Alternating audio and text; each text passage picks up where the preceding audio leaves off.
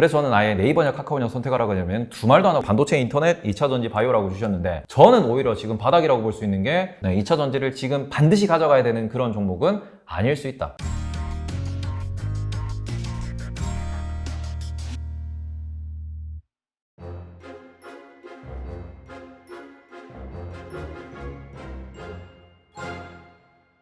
자, 그러면은 궁금한 게 또 삼성전자 하면 또 빠질 수 없는 종목도 있잖아요. 네. 뭐 네이버, 카카오 네. 이런 것도 어떻게 보세요?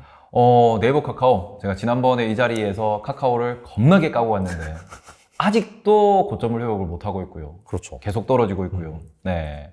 근데 이거는 제가 계속 말씀드리는 게 카카오가 나쁜 기업이냐, 좋은 기업이에요. 맞아요. 카카오가 혁신을 못하냐? 합니다. 카카오가 성장을 못하냐? 합니다. 그런데 주식으로 보면은 카카오라는 주식은 좋은 주식이 아니에요. 그러니까 말 그대로 우리는 카카오티, 저도 이제 택시 타고 왔는데 카카오티로 불러서 왔습니다. 카카오 모빌리티 IPO인데요. 카카오가 좋은 거는 계속 혁신을 하면서 돈을 더 많이 벌고 더 많은 곳에서 카카오의 영향력을 늘려나가는 건데 그거를 쪼개고 있다 보니까 앞으로 얘를 내가 10년간 투자를 했을 때 과연 얘가 지금 하고 있는, 투자하고 있는, 지금 뭔가 개발하고 있는 이런 어마어마한 콘텐츠들, 어마어마한 이런 사업을 과연 10년 뒤에도 카카오 밑에 있을까? 아니면 카카오 게임즈처럼, 카카오페이처럼 분리 상장을 해가지고 내가 카카오에 투자를 했을 때 과연 그 수익을 다 혹은 그 성장을 온전히 누릴 수 있냐? 라고 보면은 그게 아니거든요. 그런 관점에서 점점 기대감이 죽어가는 거고 그래서 저는 아예 네이버냐 카카오냐 선택하라고 하면 두 말도 안 하고 네이버를 말씀드립니다. 네, 네이버는 IPO 계획이 없냐? 그러면 있긴 있어요. 네이버 엔터테인먼트. 네. 근데 그거는 부사장님이 직접 나와서 말씀을 하셨는데 네이버 엔터테인먼트를 글로벌화 시키기 위해서 웹툰이라든지 아니면 웹소설이라든지 그런 뭐 웹 콘텐츠들을 글로벌화 시키고 할리우드랑 매칭을 하기 위해 가지고 나스닥에 상장하겠다라는 얘기는 하셨어요. 큰 자금을 땡겨서 완전 글로벌화 시켜가지고 전 세계의 웹툰을 다 먹겠다라고 했는데 그런 포부로 얘기하는 것과 한 부서를 아예 국내 시장은 너무 작으니까 미국에 상장시켜서 미국에서 전 세계를 쓰겠다라는 그런 포부와 그냥 국내에서 계속 자금 조달 목적으로 혹은 이거를 조금은 좀 빠른 성장을 위한 목적으로 분리 IPO를 하는 거랑 좀 다르다고 생각을 하기 때문에 네이버는 저는 어제도 좀 더 샀습니다. 좀 많이 빠졌길래 30만 원 언더인데 좀 물량이 많지는 않지만 계속 분할 매수는 하고 있어요. 어떻게 보면 30만 원 깨지면서 바닥을 좀 형성하고 있고 나스닥도 반등 기미를 조금은 찾으려고 하고 있기 때문에 그러면은 네이버는 장기 투자 관점에서도 아니면 단기 매매 관점에서도 살만한 가격대다라고 생각은 하는데 그 관점에서 카카오는 반등을 주더라도 들고 있는 분들은 비중을 줄여야 되지 않나. 왜냐면은 카카오 게임즈나 카카오페이를 오히려 장기 투자할까 하면 그거는 오케이라고 생각을 하는데 카카오 자체는 지주사기 때문에 삼성물산 차트를 보셔도 아실 거고 그리고는 LG라는 차트를 보셔도 아시겠지만 결국 지주사는 횡보입니다. 그리고는 바닥을 찾고 난 뒤에 횡보를 하는데 아직 바닥도 못 찾은 친구가 카카오라고 생각을 하고 있어서 조금 이거는 이런 말씀 드리기에는 조금 죄송스럽긴 하지만 카카오를 들고 계신 분들은 정말 오랜 기간이 지난 뒤에 바닥이다 라고 할 때 뭔가 대응을 하시는 게 좀 더 좋지 않나 라는 생각을 하고 있습니다. 알겠습니다. 그러면은 약간 좀 대형주 뭐 삼성전자, SK하이닉스 얘기 나왔고 뭐 네이버, 카카오 얘기도 나왔는데 그 밖에 2차전지 세트를 만드는 업체들 대표적으로 몇몇 종목 있잖아요. 그리고 이제 뭐 바이오도 있고 뭐 자동차도 있고 그럼 이 중에서 약간 좀 저가 매수 관점에서 접근할 종목이 방금 말씀하신 뭐 네이버라든지 그런 거 있고 또 뭐가 있을까요? 저는 저가 매수를 그러니까 저가 매수라는 이야기가 나올 때마다 제가 저점 헌터로서 제가 저점 헌터라고 별명이 좀 지어져 있는데 저점 헌터로서 말씀드리는 건 뭐냐 그러면은 지금 어떻게 보면은 주식시장을 좀 오랫동안 참여해 보신 분들은 2016년, 17년, 18년, 19년 요때 장이랑 비슷하다고 보시는 게 맞을 것 같아요. 글로벌 정세에 있어가지고 흔들리고 무슨 뭐 사건만 터지면 빠지고 항상 박스권에 gat혀 있을 때 우리가 코스피가 3천은 내가 살아있는 동안 못 갈 거야 라고 생각할 때가 있었습니다. 그때가 뭐냐면은 한 10년 동안 박스 생활할 때 2011년부터 2013년, 14년 요때 뭐 차화정 얘기하면서 가는 놈만 가고 나머지는 다 흔들리고 바닥에서 막 이렇게 왔다 갔다 할 때가 있었는데 그때 같은 상황이라고 생각을 해요.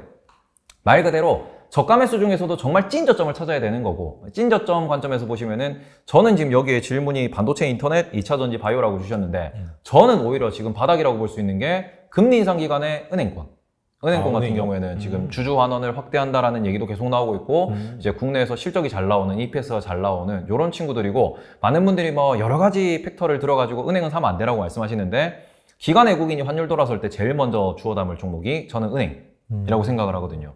특히 우리나라 보시면 KB금융 같은 경우에는 외국인 보유 비중이 70%가 넘습니다. 완전히 말 그대로 외국인들만 노는 놀이터긴 한데 환율 돌아서고 배당 성향 늘어나는 관점에서 정말 바닥을 놓자라고 하면은 저는 금융주라고 생각을 하거든요. 4대 금융사들 이런 데 보셨으면 좋겠고 네. 추가로 이제 증권주들이 작년에 고점 찍고 난 뒤에 정말 조정을 많이 받았어요.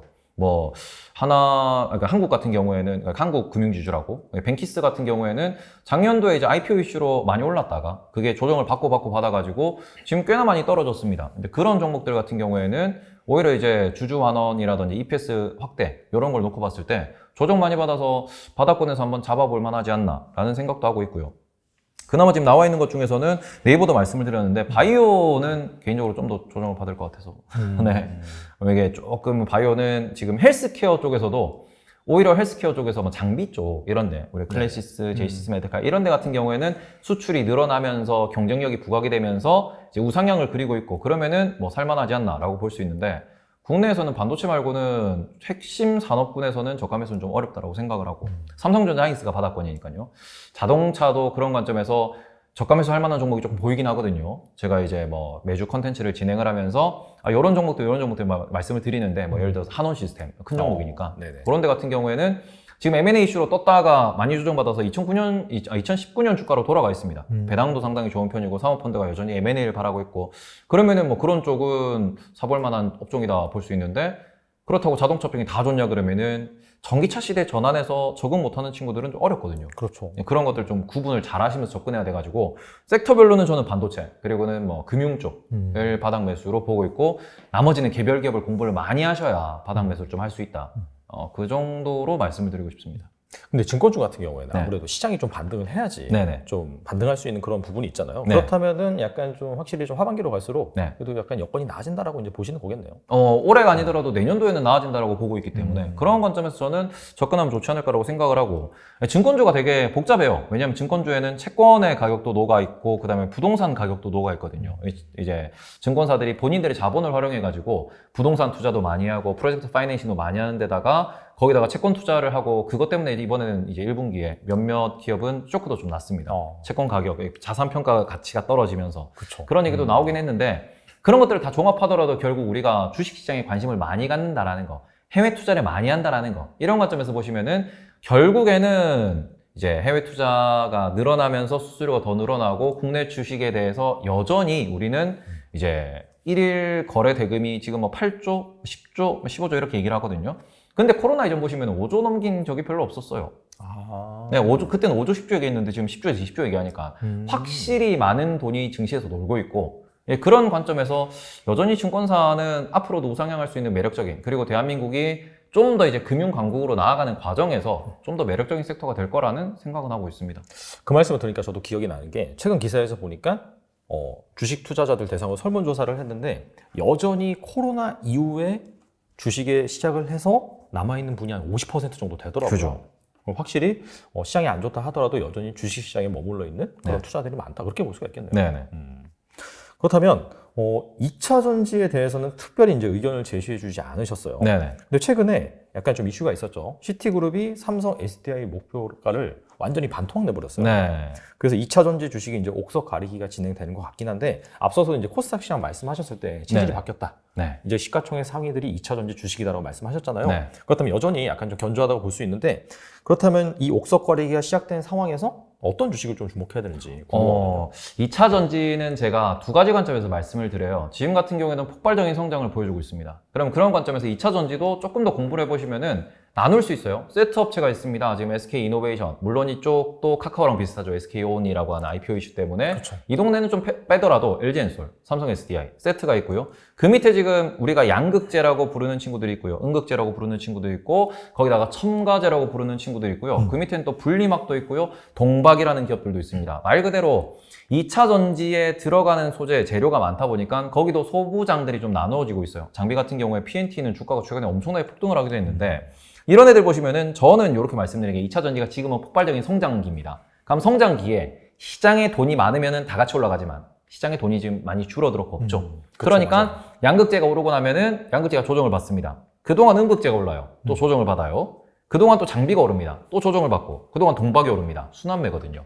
2차 전지 내에서 순환매가 발생하기 때문에 변동성을 즐기는 플레이어들이 여기서 많이 놀고 있다. 그러면 2차 전지는 말 그대로 뭐 대충 보니까 얘는 많이 떨어졌는데 얘는 올랐네. 그러면 에코프로비엔 좀 팔고 SKC를 좀 사고 SKC 오르면 좀 팔고 PNT를 좀 사고 이런 식으로 대표적으로 정말 계약이 있고 꾸준한 수주가 나오는 친구들, 꾸준히 뉴스가 따라붙는 친구들 중심으로 매수 매도를 계속 지속적으로 반복을 하셔야 되는 말 그대로 매매를 하는 구간이라고 볼 수 있고, 이걸 조금 더 장기적으로 보시면은 결국에는 2차 전지 배터리입니다. 제조업이죠. 그리고는 들어가는 양극재 케미컬입니다. 음극재도 케미컬이에요. 분리막도 소재고 케미컬이거든요.